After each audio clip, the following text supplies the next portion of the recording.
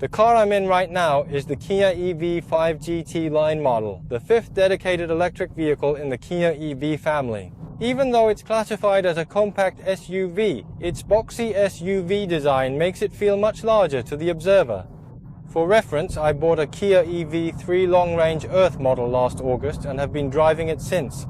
Even though the EV3 and EV5 are in different classes, I've heard that many of my acquaintances are seriously considering both the EV5 and EV3, deliberating between them quite often. So in this session, as a current EV3 owner, I will compare the EV5 with the EV3 to examine the features and appeal the EV5 possesses.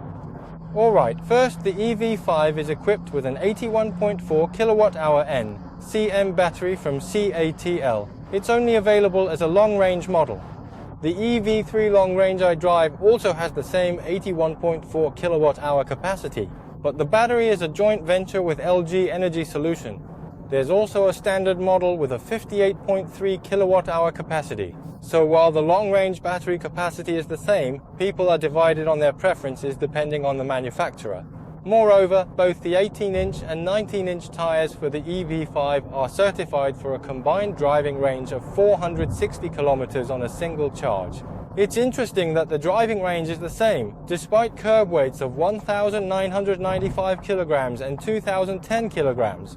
Meanwhile, the EV3 with 17-inch tires is certified for a combined driving range of 501 kilometers.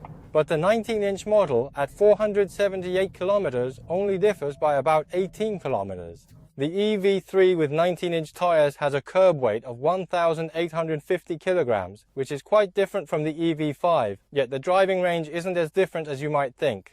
The EV5's combined fuel efficiency is 5.0 kilometers per kilowatt hour. The EV3 17-inch gets 5.4, the 19-inch 5.1. These figures are quite similar. In other words, you could say the EV5's driving range and fuel efficiency are really well engineered. Also, both the EV5 and EV3 use a 400V system. The Kia EV5 requires approximately 30 minutes for fast charging, specifically to replenish its battery from 10 to 80%.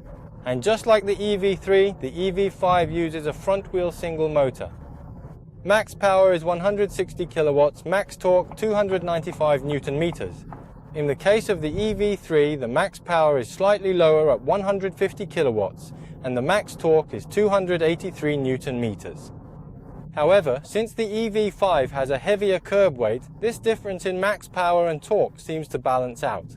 Indeed, when accelerating from a standstill or navigating at slower speeds, the EV5 conveys a noticeably heavier sensation. To put it in a positive light, it offers a more substantial driving feel. Conversely, to put it negatively, its responsiveness is slightly diminished compared to others. The vehicle offers 5 distinct driving modes: Eco, Normal, Sport My Drive, and Snow. Within the settings, in the Drive Mode section, the My Drive option allows you to select the motor's performance as Eco, Normal, or Sport, adjust the steering to Normal or Sport, and also choose between Normal or Sport for the brake mode. With the EV3, when you aggressively press the accelerator from a standstill, you get a sensation that the front wheels spin slightly in place. However, with the Kia EV5, that sensation is comparatively diminished, given its increased weight. I mentioned earlier that it felt slightly less agile than the EV3, but after driving it like this, I think the difference is pretty minor. While this vehicle may not be a performance-oriented model, it still offers a sufficiently nimble and agile driving experience for daily commutes and activities.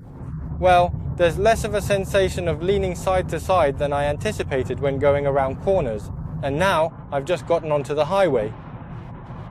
Since it feels a bit more planted, the stability during high-speed driving appears to be somewhat better than the EV3. The overall ride comfort of the vehicle is, however, quite similar. The suspension setup is the same, using multi-link rear. When the car is moving like this, there isn't much up and down movement overall. However, even with such small movements, it feels like it absorbs and handles impacts with remarkable smoothness and control. Indeed, both the EV3 and EV4 offered excellent ride comfort, and the EV5 similarly delivers a highly satisfying experience while driving. When taking a corner like this, the movement is surprisingly clean. Considering how tall this car is, I believe it seems to control body sway quite effectively. Oh, but there's a bit of residual vibration after a significant impact, and the quietness is also quite impressive. Similarly, double laminated acoustic glass is used here for the windshield and front windows. Even though the front windshield is quite large, there's very little wind noise, even at high speeds, and the underbody noise is also suppressed quite well. Even at 90 km per hour, the cabin remains remarkably quiet, wouldn't you agree?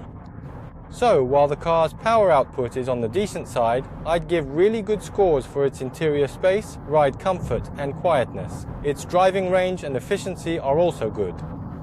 And the regenerative braking system also incorporates Smart 3.0 and iPedal 3.0. I personally don't use the Smart regenerative braking system all that frequently, but I appreciate how the iPedal allows me to effortlessly adjust the regenerative braking via the paddle shifters when descending a hill or approaching a turn, eliminating the need to navigate through the settings menu. And this EV5 is the first in the Hyundai Motor Group to feature a function called Acceleration Limit Assist. Within the vehicle's driver assistance safety settings, if you scroll down, you can then activate the Acceleration Limit Assist feature. I'm pressing the accelerator pedal. This Acceleration Limit Assist function warns you if you aggressively press the accelerator pedal while driving below 80 km per hour. It's not very often that you suddenly slam on the accelerator, right? So in such instances, it appears to assume you've mistakenly pressed the wrong pedal, issuing a warning that you're on the accelerator instead of the brake. The EV5 also comes with a pedal misoperation safety assist feature. This feature provides a message and a warning sound, along with actual acceleration limitation and braking assistance. This occurs when you start from a standstill, and there's an obstacle within 1.5 meters in front or behind, and you accidentally mistake the accelerator for the brake pedal and press it hard. To be frank, it might be quite difficult to imagine that these various features can be implemented flawlessly in all circumstances. They're just an assist, so don't blindly trust them, but it would be great if these features could help if such a situation occurs. The Kia EV5's overall driving quality definitely offers more stability thanks to its size. So, I feel it would have been better if there was an AWD model, not just the front-wheel single motor, but also a rear motor.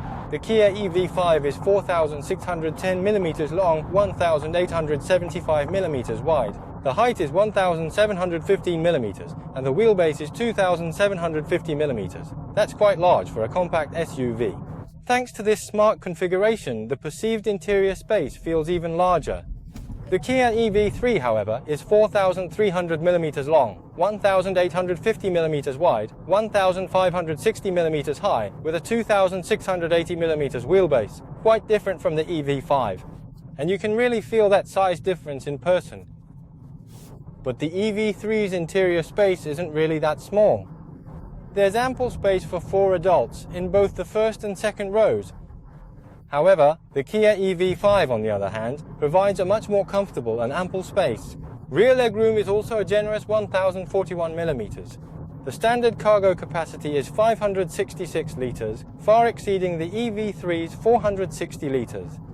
The EV5's front trunk space is 44.4 litres, and the seats similarly have the relaxation comfort seat in the first row. Also, in the EV5 you can get the ErgoMotion seat for the driver. This aspect seems to be a clear point of differentiation from the EV3. Alright, and the EV5 has an extended center console that can be used by both first and second row passengers. The front part is a floating type, so you can store large items underneath it separately. And below the armrest there's a storage space that isn't very deep. That's because there's space underneath for use from the back. It has a 3-zone climate control system, but only the rear temperature can be set separately. And the sunroof is a panoramic type. The EV3's is a bit larger than standard, but it wasn't a panoramic type. So, the sense of openness from above is much better in the EV5. Another noticeable feature in the EV5 is this seat back table in the back, which seems great for placing things on to eat or for other quick tasks. They say it's equipped with something called Bold Motion Symphony sound. It features unique welcome and goodbye sounds, as well as EV-specific sounds and turn signal sounds to differentiate the EV5. I like that the sounds aren't too flashy, fitting the car's concept. The EV5 also features a Disney display theme. Those who like Marvel or perhaps children might enjoy it. Personally, I feel it's a bit too character-focused, but of course this can be changed. Also, the EV5 includes a feature called Pet Mode. This mode is said to be a feature for taking care of pets left alone inside the vehicle. Thus, you can set the appropriate temperature for the vehicle with your smartphone, and when this function is activated, it prevents pets from accidentally pressing buttons and inadvertently triggering features. It also includes an interior mode that lets you adjust the first row seat position and lighting brightness all at once.